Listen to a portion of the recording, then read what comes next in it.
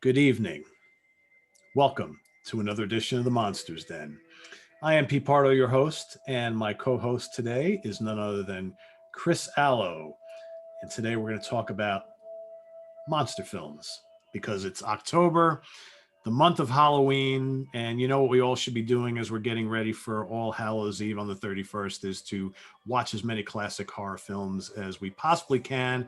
And when I asked Chris to join me on the show here, I gave him a couple topics to choose from, and first thing he chose was werewolf films. So what we've done is we're going to do another triple feature. We're each going to pick three werewolf films that we like quite a bit that we're going to recommend you go out and watch this month of Halloween, this month of October, as we lead up to Halloween. And I'm going to have Chris give us his first pick for you. Okay, cool. Thanks, Pete, and thanks for having me on the show.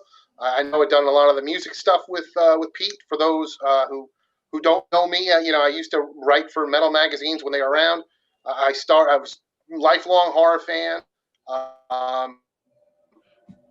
Back when I was doing magazine, I used to interview horror movie people like Don Coscarelli, who did the Phantasm series, Tony Todd, who did the Candyman series. I started doing the opposite. I started doing metal band stuff for Fangoria for their website. And then, about 10 or 11 years ago, I started my own horror movie film festival called the Hudson Horror Show. And we did over 100 feature films, all off vintage 35 millimeter film. The Evil Dead series, the Halloweens, the Nightmare on Elm Streets, the Texas Chainsaw Massacre, tons of great foreign stuff like Pieces and Zombie and Beyond and House by the Cemetery. And that leads me to one that we ran. We were very lucky to find a 35 millimeter film print. I'm wearing the shirt of the Werewolf versus the Vampire Woman, which is directed by Leon Klimovsky. It's from Paul Naschy, who, if you're not familiar with him, he is like the Spanish Vincent Price, or Christopher Lee or Peter Cushing. Just a unbelievable horror icon. Starred in a ton of amazing Spanish horror films. I thought his most famous being he was only in like 8 or 9 of these movies.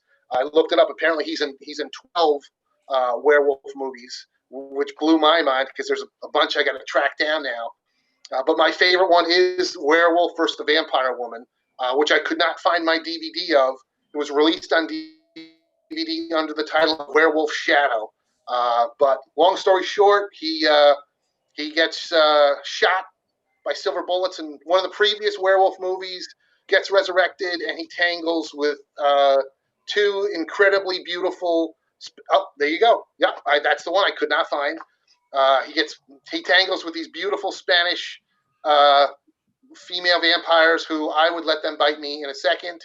And it's a great flick. You guys should totally check it out. It's gory. It's fun. Paul Naschy was a weightlifter in real life, and he was a big barrely chest looking motherfucker. He's always drooling in these movies. Which is awesome. And if I'm not mistaken, I meant to go back and rewatch it, which would only taken me 5 minutes. I just forgot. But I think there's a quick clip in Iron Maiden's "The Number of the Beast" of Paul Naschy as the werewolf. You know how they have all there's like Godzilla and a bunch of other old horror movies. I think there's a clip of Naschy as the werewolf in that song. But it's a hoot. It's a fun movie. Definitely check it out. If you're on Blu-ray, they do have. I think it was Shout Factory put out these 2 Paul Naschy collection Blu-rays. Each one has 5 movies, and each one of them has a different werewolf movie. Not Werewolf versus the Vampire Woman, but they're all fun. So I would definitely recommend checking out some of the Paul Naschy werewolf stuff. Yeah, I think I have like 7 or 8 of those films. And the crazy thing, and they always called him like the Spanish Lon Chaney Jr. basically because he played this character for so many years, right? This werewolf character. Unbelievable. Yeah, and it's just they're really good actually. So Valdemar Daninsky, right? Wasn't that the name of the Yep. character? Yeah. And So they're kind of like, I was gonna say, they kind of remind me of the Godzilla movies in that if you've seen, you could see them all back to back, and some of them make sense in a row, and some of them don't. So you really don't need to watch them in order. It really doesn't matter. There's no Yeah, I mean, continuity, and it kind of like mimicked the old Universal films, which really had no continuity from film to film. right, yeah. But I mean, I will say the werewolf makeup is terrific. They're very gory. They're kind of erotic in spots too, and they're a lot of fun. Oh yeah, they're a lot of fun. I'd let those girls bite me in a second. Yeah. And yeah, you know, because Paul Naschy was a barely fucking guy because he was a weightlifter in real life. I always thought, well, you know, like if he was the werewolf you were up against, like not only could he eat you, but he could kick the shit out of you. Yeah. I mean, because he's just a, muscly dude. So that always made him a little different. He always made him scarier than the Lon Chaney werewolf. Because maybe me or you could take Lon Chaney, but we couldn't take Paul Naschy in his prime. No, not at all. Not at all. And for many, many years, if you were trying to track down any of those Paul Naschy werewolf films, they've got all these different titles to them. You really have to go and research which ones you're buying, because you could very well make a mistake and buy the same film twice because they have all sorts of different titles. 100%. And, I'm sure you remember, Pete, back in the day, in the in the 90s or late 80s, early 90s, you'd go to the comic book conventions, the horror movie conventions, and they'd have guys with, the bootleg VHS tapes, but you never knew which version you were getting, because some versions are missing the nudity, some are missing the gore. So, it was always a crapshoot back then. Yeah, absolutely. But good stuff. Well worth checking out and tracking down if you haven't. So. All right, so my first choice, I'm going to go 1975, Tyburn Films, Legend of the Werewolf, starring Peter Cushing. So this film actually only just released on DVD for the very first time a couple of years ago on a really cheesy label called, what is it? Cheesy Flicks Entertainment. So, who are known for doing their crap. Exactly. I actually didn't wait for that. I actually found kind of like this bootleg copy many, many years ago. It's pretty terrible. The copy is pretty terrible, but I really love this film, and I think I like it more the more I watch it. And Tyburn Films was a British film company that were basically following the footsteps of Hammer and Amicus Productions. They were trying to be, on that level. You had all these three kind of film studios who were doing kind of the classic Gothic horror stuff. And this particular film, starring Peter Cushing, like I mentioned before, very similar to Curse of the Werewolf, which came out, a number of years before it from Hammer, based on the story Werewolf of Paris, right? So there are some similarities, but there's a lot of differences in the makeup. The werewolf himself looks a lot like the Oliver Reed werewolf. Okay, it's got kind of like the whitish hair and less of all the hair and all that kind of stuff. More like a person who's just kind of like head turns into this wolf creature. But a lot of gore in the movie. A pretty interesting story that differs from the Curse of the Werewolf, about like this little baby who's with his parents out in the woods, and his parents actually get slaughtered by a pack of wolves. But then, of course, the wolves take in the baby as one of their own, which is kind of strange. That would never happen, obviously, in real life. And then he gets raised by the pack of wolves, and he grows up to be kind of like this wolf boy, who then gets captured by a local hunter. They bring him to like a sideshow carnival, and as he gets older, they actually wind up making money off of him. He's like the wolf boy in the cage, right? Eventually, he grows up to be what we think is a pretty normal young man, right? And he goes to work for this guy who has kind of like a little sideshow carnival, whatever. He's got some animals, like a little zoo. He's got wild wolves and lions and primates and all that kind of stuff. Well, he winds up falling right next door to this little carnival thing, is kind of like a little brothel, right? Whorehouse, I guess you could call it, right? And he winds up falling in love with this young lady who works at the brothel. And right around this time, he starts to, the full moon comes out, and he starts to turn into a werewolf at night. But where this takes kind of a unique turn and twist here is that he's fallen in love with this prostitute basically, and she likes him as a person, but she's like, what can you offer me to take me away from this life? So he gets very, very jealous that she's got all these Johns and stuff. So he winds up turning into the werewolf at the light of the full moon and going and killing all of these guys that she kind of hooks up with. And that's kind of like the whole plot of the story, how he's tortured that he's doing it. But very well done. Peter Cushing, as always, steals the film. He's like one of my favorite actors of all time. He's so good in this, and he plays like a police medical examiner. So he's the one who's actually investigating all the dead bodies and coming up with all these, the ideas of who he thinks might be killing these people, because they're all savage, throats ripped out, all that kind of stuff. But very well acted film. There's plenty of gore in it, surprisingly, lots of blood. I like the makeup effects and the makeup and all that. And I think he looks great. And the film is pretty fast moving. The one thing about Curse of the Werewolf, the Hammer film, a little bit slow going at spots. Yeah. But I think this is a little faster moving. It's got a really good climax. The whole latter half of the film takes place in the sewers of France, because they're in Paris. And so that's how the werewolf gets around town to go on his killing sprees. He actually goes underground into the sewers to go from place to place, pops up, does his killings, goes back down. And there's a cool kind of final scene with Peter Cushing chasing him around in the sewers and what have you. But I think a really good film. Like I said, if you haven't seen it, this is one of the underrated werewolf films of that era, and really, really good. Holds up really well, I think. Pete, I think I have the same exact bootleg DVD of that. And I watched it a couple years ago. I remember liking it, but now after hearing your description, I'm like, I think I need to watch it again, because all I remember is a werewolf in the circus. That's all I can remember. I remember I liked it, and a werewolf in the circus, and Peter Cushing, and it's real blurry. So I need to go back and watch. It's not a great copy, but it's a really good film. I enjoy it quite a bit. All right, that one was definitely one that was tough to find for a while. All right, so my next pick, these other two are quote unquote newer ones, even though they're both 20 years old now. This one is Dog Soldiers, which came out I think in 2002, 2003 in England. Was never released theatrically in the States, but I did catch a screening of it off 35 millimeter film at Quentin Tarantino's theater out in Los Angeles. I can't remember the name, but it's awesome. It's very much sort of like Aliens if it were a werewolf movie.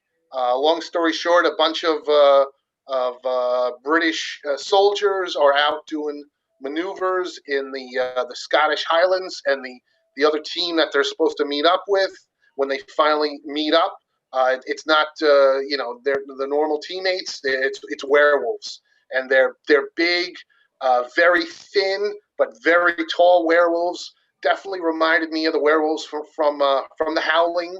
And there's a ton of action, a ton of gore, but it's funny at the same time. Most of the effects are all practical. It's from director Neil Marshall, who did a ton of great movies, including The Descent. So it's a lot of fun. It's definitely worth checking out if you haven't seen it. There is a Blu-ray, but I know a lot of people complain that the Blu-ray looks worse than the DVD. So I guess try and catch it streaming somewhere if you can. But yeah, it's a fun, action-packed, little werewolf movie. I'm a huge fan. That's a great choice. And I never bought the Blu-ray only because I heard the exact same thing. So I still have my old VHS. I have a different version than you do, but it's a great film. It's a great film. Yeah, this is the British version. I always get those. I still have them, the all region players, so that you can get whatever the best version is from, wherever. So yeah, this was the British one, because I think it had some extras and running commentary or something. But yeah, a fun flick that I'm it's been a while. I definitely need to see it again. Yeah, he's a great director. I mean, The Descent is the great. first one. And you ever see Doomsday is another great movie that he did. Doomsday is one of those ones. There's not an original thought in that movie, but it is so fun. I mean, I remember the first time I saw it, and they shoot the bunny rabbit in the beginning of the movie. I'm like, oh, this movie's going to be a hoot. And that's a blast. Yeah. So yeah, good stuff. Cool. Good choice. All right, I'm going to go, let's see, where am I going next? How about 1985 Silver Bullet? Classic. So, of course, based on the Stephen King, I guess it's a short story or novella. I don't know. It's like a short novel. Yeah. This stars Gary Busey and Corey Haim, right? So when he's a little kid, and produced by Dino De Laurentiis. I think a very well-made movie that I think fell a little bit short on budget to make it look a little bigger than it did. I mean, it has probably one of the worst like werewolf masks I've ever seen because it almost looks like a bear, right? But the film is really well done. It's really paced well. It's Right. Again, I think Stephen King always really wrote great stories with children as lead characters, and I think Corey does a superb job here. I think Gary Busey's really good here, and you're kind of like you're guessing who this werewolf is throughout most of the movie. And there's a lot of killing in this film, right? It's a bit of a whodunit. Yeah. Yeah, really well done. And that wheelchair. Yeah. The wheelchair with a little motor, right? You put around. It's crazy. Yep. It's really good, and if you're really into the horror, and not a lot of gore, but a lot of killings in the film. I mean, this werewolf goes to town. I mean, he slaughters like all sorts of people here. And I think for me, the only thing I never really liked about the film is that I just thought that the werewolf costume and the werewolf effects were just not very good. And if they would have upgraded that just a little bit, man, this is like upper echelon werewolf film right here. So. Totally, completely agree. It definitely had that bear look. For sure. Yeah. But don't let that stop you. Silver Bullet, a lot of fun. Really good, fun, interesting movie. Keeps you on the edge of your seat, and I always really enjoyed it. Fun flick. I was just telling Pete before we went on air that a couple of years ago when I was doing the shows with Hudson Horror Show, which we hope to bring back once we're out of this virus situation, we ran a 35 millimeter film print of Silver Bullet with Fright Night, and man, to see Silver Bullet, projected on the big screen with a packed audience, it's still, even after all this time, still really, plays unbelievably well. Definitely hits all the marks, and it's just a lot of fun for a werewolf flick. Cool, it is. All right, what's your third choice? My pick again is somewhat new, even though this has got to be almost coming up on 20 years. I believe it was a Canadian production, Ginger Snaps, and it's about two sisters who were sort of the loner goth girls, and they're really into wearing black and obsessed with death. And one of them gets bit by a werewolf, and I was gonna say hilarity ensues. There is some comedy, but it is also pretty dark. It ties into the whole teen sexuality, and there's a lot of very smart writing, and without giving too much away, there's a ton of practical effects, and the wolf reminds me of the wolf from American Werewolf in London. It's a great flick. I know I watched this a bunch of times when I got. I think this is the Canadian DVD, but it's a great little movie. They made a sequel and a prequel, and I got to be honest, I thought both of them kind of sucked, especially the sequel, Ginger Snaps 2. I think it's like Ginger Snaps Back or something like that. I saw it once, and I thought it sucked.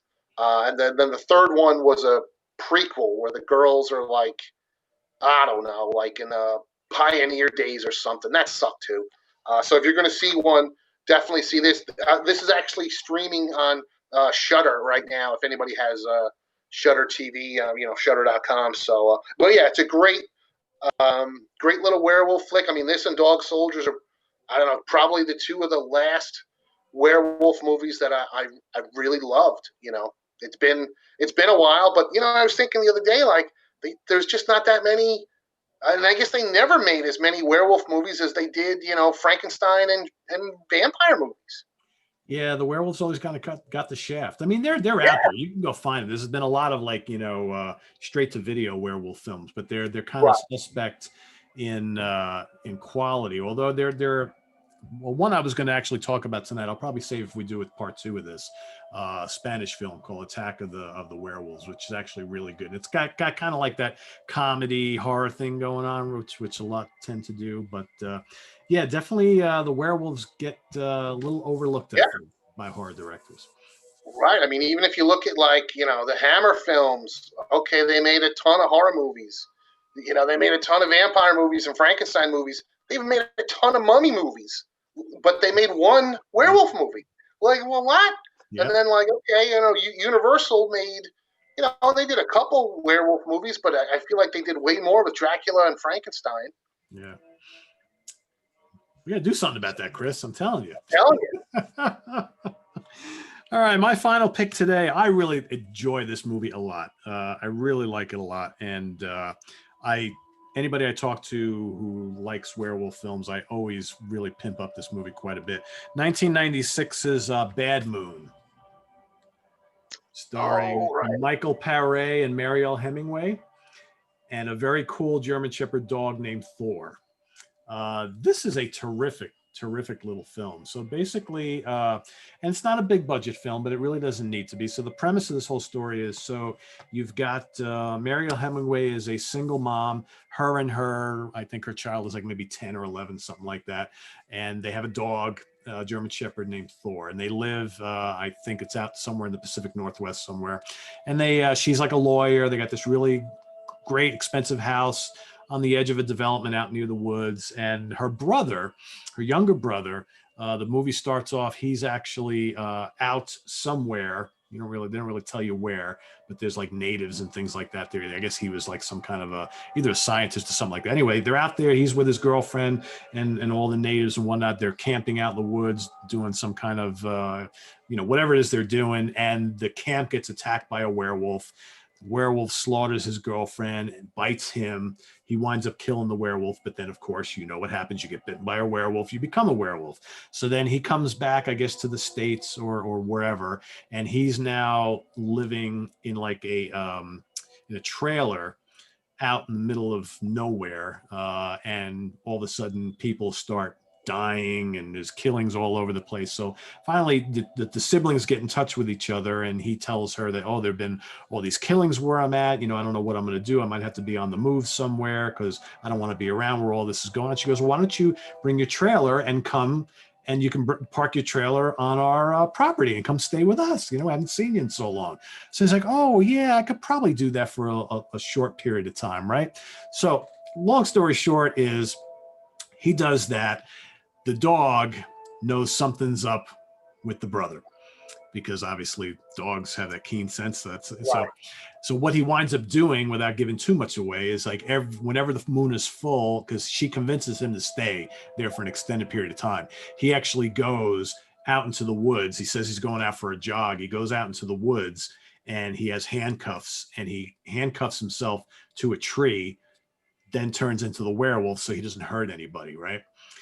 But that only lasts for so long. So all sorts of mayhem ensues. Long story short, like I said, the dog knows he is a werewolf. The dog wants to protect the family from him. So there's this antagonistic relationship between her master's brother, and the dog, obviously, and the bond between the dog and the child and the mother. And the makeup effects, I think, are pretty good.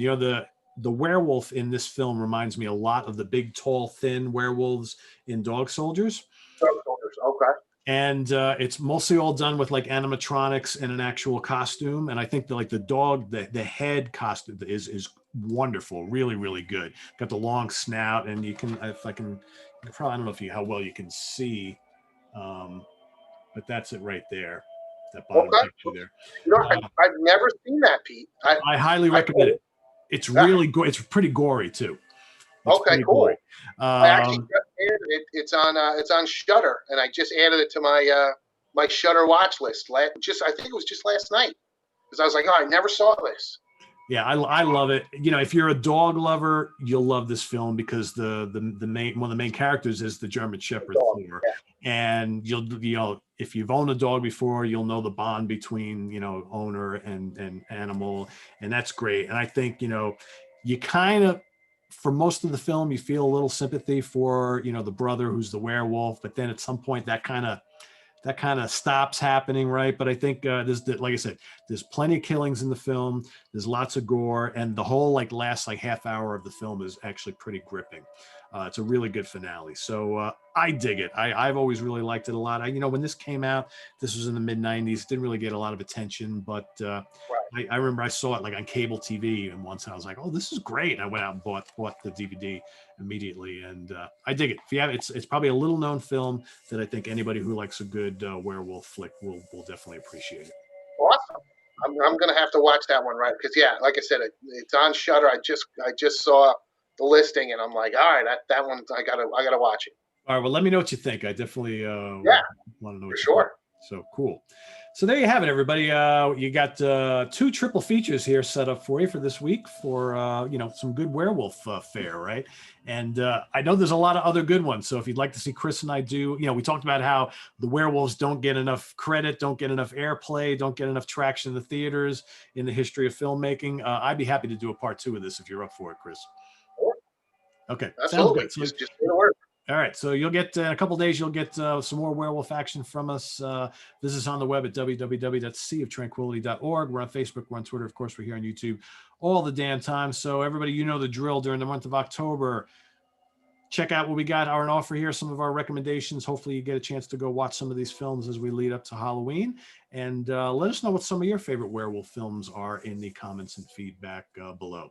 So for Chris Alo, I am Pete Pardo. Join us both again here in a couple days for some more werewolf action. Also, we've got Rich Gattino coming back on the Monsters Den show too. We're going to talk about some giant monster flicks, right? So, all the big, tall ones. So that's coming up later this week. So stay tuned for that. Have a good evening, everybody. And we'll see you real soon.